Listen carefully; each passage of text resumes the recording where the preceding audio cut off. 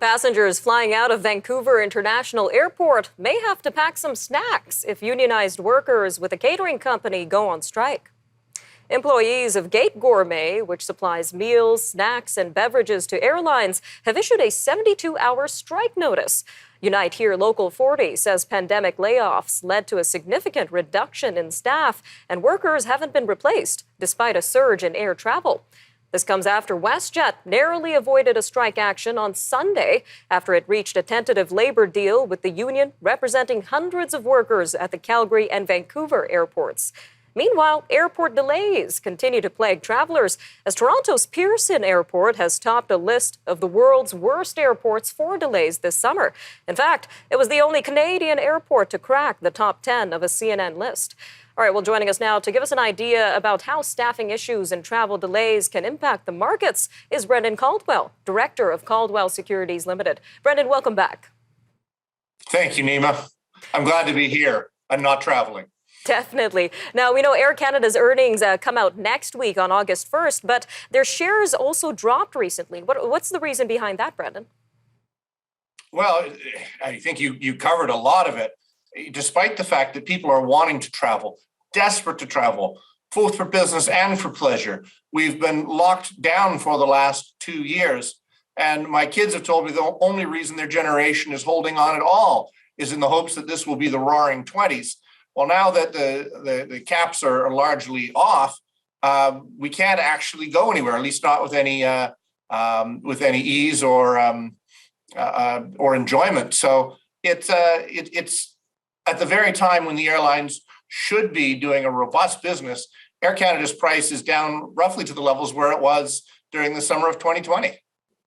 Now, that's pretty concerning. And if we look at the other major Canadian airline here, WestJet, now WestJet's stock was actually delisted last year. Why did that happen?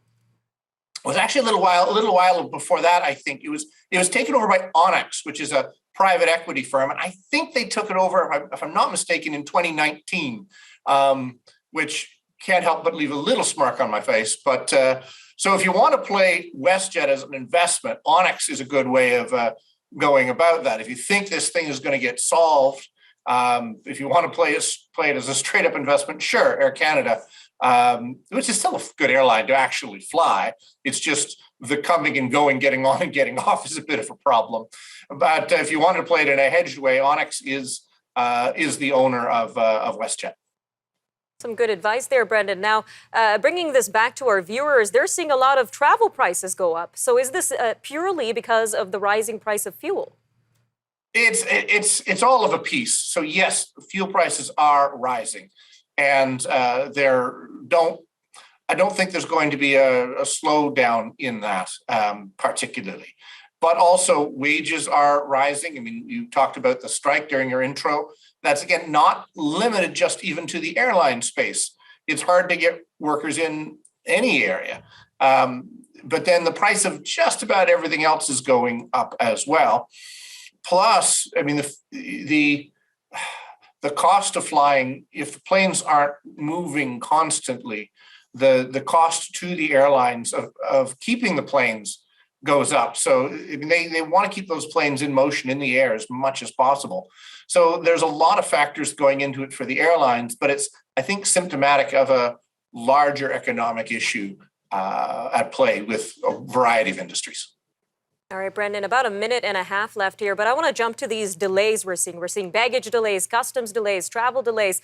But considering a resurgence of travel was expected following the lifting of restrictions, where did our travel authorities go wrong in terms of preparing for this? Well, you have to assume that they all assume that it's gone wrong. Because keep in mind, throughout COVID, the mentality has been they don't really want people to travel. Our government's been very clear about the fact they don't want people to travel. And given that we are the most restrictive country in terms of masking and testing, really that's out there, I mean, maybe not the most, but we're right up there. It's, I think, still the case that our government really doesn't want people to travel. So what we see as a bug, others may see as a feature. So now if you're a commercial airline, you're pointing the finger at the airports. If the airports, you're pointing the finger at the federal government. Everybody's pointing their finger at somebody else. But really, it will take a coordinated effort between the federal government, the airports, and the airlines to solve this. But what I think we're seeing universally is largely the fingers being pointed back at the passengers. Did you really need to travel anyway? So.